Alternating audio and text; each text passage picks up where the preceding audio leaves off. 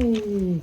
Good. So if you're just one person working alone, I don't know, if you want to look at just the desensitization piece, I would take the nail file. So I went out and bought a nail file, and I would just take the nail file and start on any part of the body that he'll tolerate.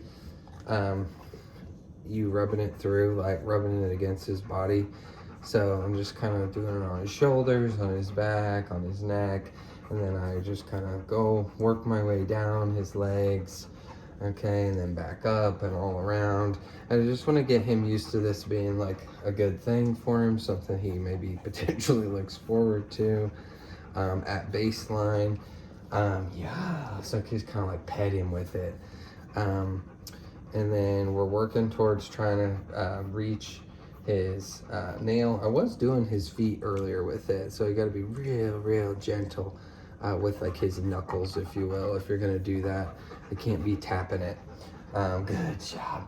But like, this is just something you would do like every single day, just a couple minutes a day, just to work on desensitization, establishing like taking advantage of a touch gradient, and using desensitization to try to dull this the response that he has to this tool, because this tool is never going to snap. This tool is never going to make loud noises and stuff like that.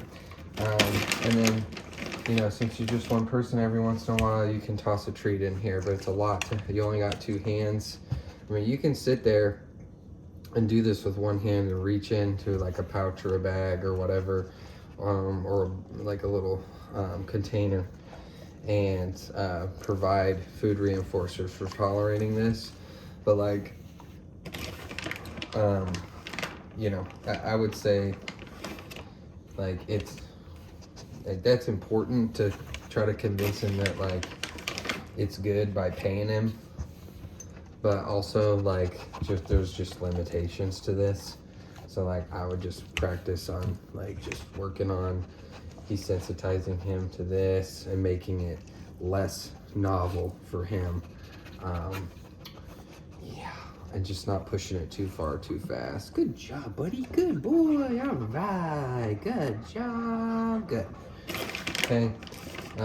So we're just working towards being able to press it to his dew claw. His dew claws are the biggest concern that I have out of everything, because the nail board's not capable of taking care of it for him.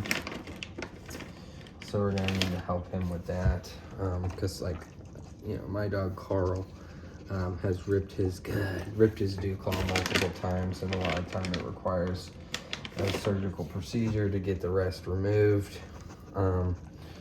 So it, you know, they like to hang low and they like to get caught on stuff. Good job.